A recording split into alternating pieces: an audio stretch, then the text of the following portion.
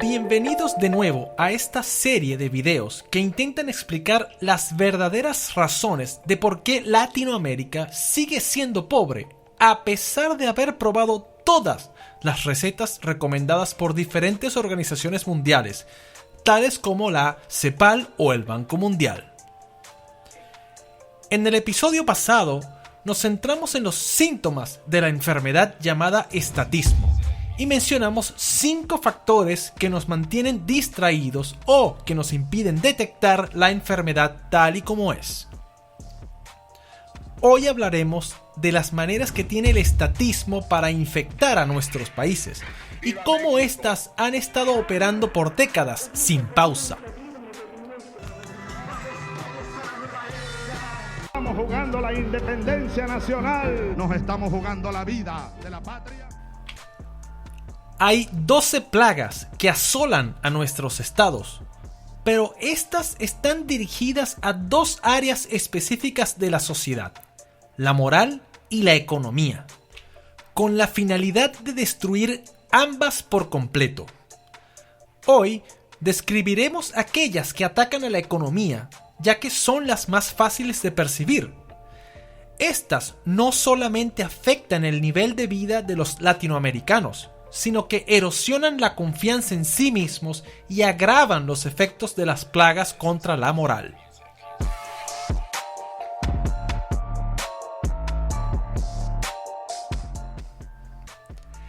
El Estado y los gobiernos solo deben tener 3 funciones: seguridad, justicia e infraestructura. El estatismo opera atribuyendo funciones impropias al Estado, invadiendo otras áreas como la agricultura, la industria, el trabajo, el comercio y la inversión, el dinero y la banca, el medio ambiente y la educación, la atención médica, jubilaciones y pensiones, hasta la vida familiar e íntima de las personas. El poder de los políticos estatistas crece y se les confieren muchos más recursos de lo aconsejable. Choferes, coches oficiales, asesores, secretarias, secretarios, teléfonos móviles, billetes de avión, buenos despachos, peluquerías, servicio de mayordomo y un sueldo más que generoso equivalente a entre 15 y 20 salarios mínimos cada mes. Despojando a la gente y las entidades privadas de poderes y libertades y privándoles de recursos financieros. Trabajé de los 16 años cuando entré a la universidad y he trabajado toda mi vida y tengo una pensión de mierda que es de 148.000 pesos. Inevitablemente, los gobiernos descuidan sus funciones legítimas, dejándonos sin seguridad ni justicia y con una infraestructura desvencijada y en franco deterioro. Otra consecuencia es que obstaculiza o impide que las personas y agentes privados podamos cumplir las funciones que nos corresponden dentro de nuestros hogares y comunidades. Desde hace mucho tiempo, numerosos tanques de pensamiento liberales han apuntado acertadamente al origen ideológico del mal estatista. Este mal predomina no solo en sus variantes de izquierda, sino también en su modo mercantilista, con injustos privilegios para grupos de intereses especiales, económicos y de todo género. Así, el estatismo domina en los partidos, la prensa, las universidades y las iglesias, en el arte y la literatura y en la cultura popular. Es producto de largos años consecutivos de malsano adoctrinamiento. Lo peor es que el estatismo predomina en nuestras mentes, como se ve en las redes sociales y se oye en las charlas cotidianas.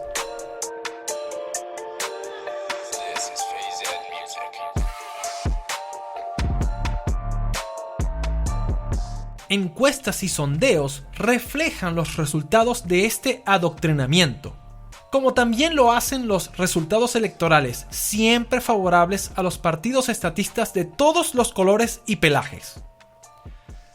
Acertadamente, el estatismo ha sido comparado muchas veces con un cáncer que corroe el tejido, los órganos vitales y las fibras de nuestras sociedades.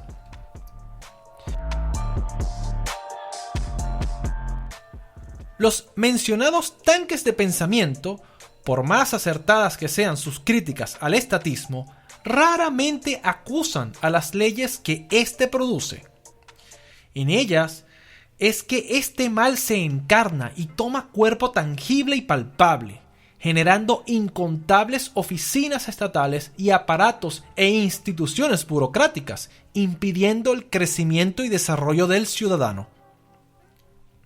En cada país se puede hacer un catálogo de leyes malas, y no pocos preceptos constitucionales, que obstaculizan áreas de la economía, educación, salud y previsión social que son privadas por naturaleza y que los individuos y entidades particulares podríamos desempeñar mucho mejor si contásemos con las libertades y poderes que nos usurpan y los recursos que nos quitan. Estas reglas, decretos y normativas deben ser derogadas, en algunos casos totalmente y en otras solo en sus partes nocivas, pero todas y en modo simultáneo.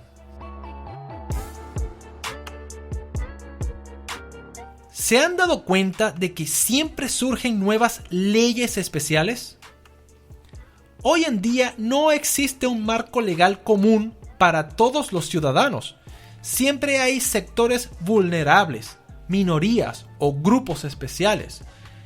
Esto evita que seamos iguales ante la ley. Y, como en Sudáfrica durante la época del apartheid, la segregación ahora es legal. La discriminación comienza por las leyes. En Sudáfrica había reglas para gente de una raza que no se aplicaban a quienes pertenecieran a otra, con el alegado fin de ayudarles en su desarrollo, pero separadamente. Aquí, entre nosotros, la segregación es política, no entre razas, sino entre los de arriba y los de abajo. Nuestras leyes especiales son de dos clases, unas de signo mercantilista y otras de signo socialista, o sea, un modelo mixto. Las primeras son para los de arriba y fijan nichos monopólicos para los pocos privilegiados, inaccesibles para el resto. Las segundas establecen los mal llamados servicios públicos en educación, salud y seguridad social, y son pésimos, pero son solamente para los de abajo, porque las oligarquías pudientes tienen sus enclaves privados de uso exclusivo para ellos y sus familias. Sucedía que en Sudáfrica había algunos negros ricos. Con mucho esfuerzo, ellos lograban surgir en la economía informal. Tampoco era raro encontrar blancos pobres, que no eran pertenecientes a la élite dominante. Volviendo a nuestros países, aquí la división es de 2 pisos. En el de abajo también hay empresarios informales, algunos muy ricos, y en el piso de arriba también se encuentran ciertos pobres, pero conectados políticamente con caudillos de base, y así pueden conseguir favores como citas médicas inmediatas o camas en hospitales públicos, cupos y becas en la educación estatal y mejores jubilaciones. Aquí la línea divisoria no pasa por el color de la piel, sino por tener o no las conexiones apropiadas y oportunas.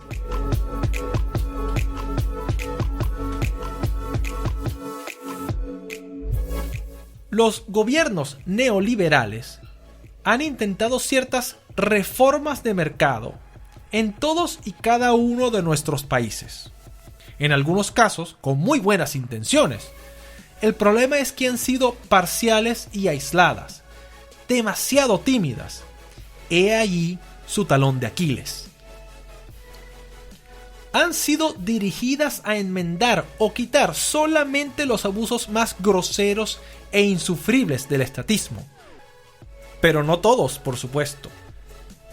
Esto lo hacen con desregulaciones incompletas y privatizaciones llenas de corrupción. también tratan de corregir los llamados desequilibrios macroeconómicos, pero hasta allí llega su voluntad política. Nunca han atacado las raíces del mal, jamás derogan las leyes malas, muchas veces por no contar con mayorías solventes en los congresos, ni en los partidos, ni en la opinión pública. Otras veces se encuentran paralizados por un gradualismo ineficaz, que en muchos casos es solo un pretexto para no hacer reformas de fondo. Han sido siempre incapaces de hacer los cambios para generar suficiente riqueza, empleo y bienestar para el ciudadano. Por ello, carecieron del piso político necesario que las reformas mayores requieren. Los proyectos fueron obstaculizados y las reformas realizadas fueron pronto revertidas.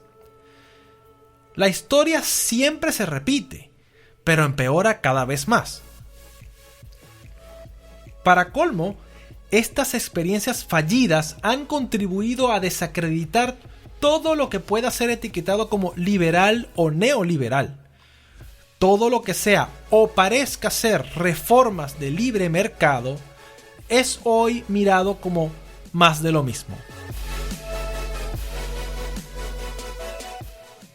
El marxismo del Manifiesto Comunista de 1848 ha sido aplicado al pie de la letra en todos nuestros países. Si no nos creen, los pueden buscar en internet por sí mismos e identificar en cada país las instituciones que ejecutan dicho programa.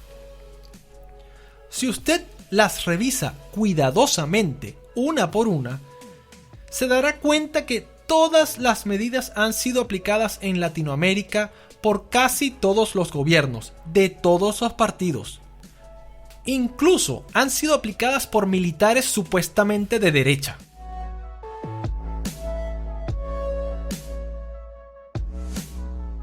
Las pocas excepciones que se puedan encontrar serán un puñado de leyes e instituciones mercantilistas, pero intervencionistas y corruptas por igual. Sin embargo, existe otro marxismo, el cultural. Es el virulento ataque contra la vida, el matrimonio y la familia, procedente de grupos como los ecologistas radicales o ecologistas rojos, que embisten en contra de la industria, el desarrollo tecnológico y la propia humanidad. También están los feministas y los militantes LGBTI, que pretenden imponernos el aborto y la ideología de género a como dé lugar. Están también los multiculturalistas, indigenistas o neotribalistas, que arremeten en contra de la globalización y promueven el racismo antiblanco. Asimismo, los postmodernistas atacan a la verdad, la lógica, la razón, el lenguaje y el sentido común, siguiendo las corrientes de la irracionalidad propuestas por personajes nefastos como Herbert Marcuse o Michel Foucault. Todo esto es marxismo cultural, activado en el siglo XXI para imponernos lo que irónicamente se conoce como corrección política. Estos ataques sirven para debilitar o terminar de liquidar al capitalismo liberal en sus bases y fundamentos, y además para instalar debates inútiles que sirven como cortinas de humo para evitar una seria discusión sobre las causas verdaderas de los problemas reales, lo que llevaría a un cuestionamiento del marxismo clásico. No se ha renunciado al marxismo clásico, porque no es una ruptura con el mismo, sino una continuidad ampliada, extendiendo a varios otros campos la lucha dialéctica contra la cultura y la civilización. Pero este es un tema para otro video.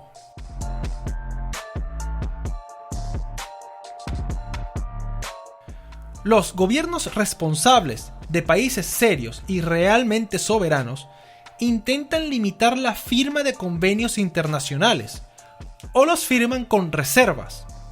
Incluso algunas naciones desarrolladas y emergentes rehúsan plenamente a integrarse a organismos internacionales que luego impongan obligaciones sobre sus ciudadanos sin ser consultados.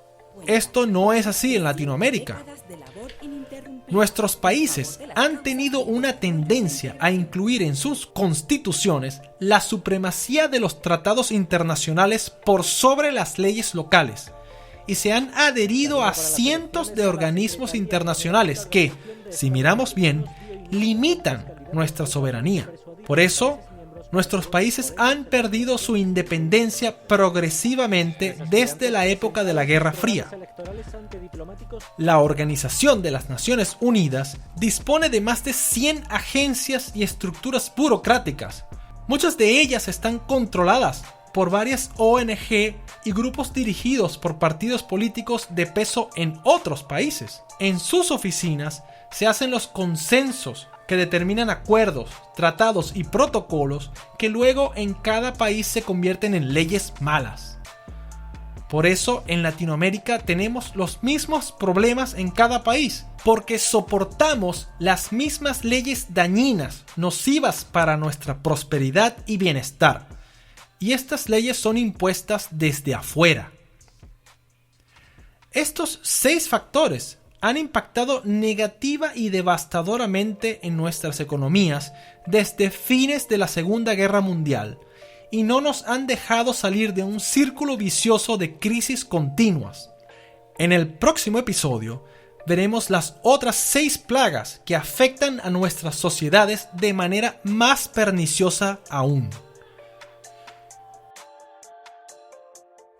Si te gustó este video, no olvides darle like y suscribirte.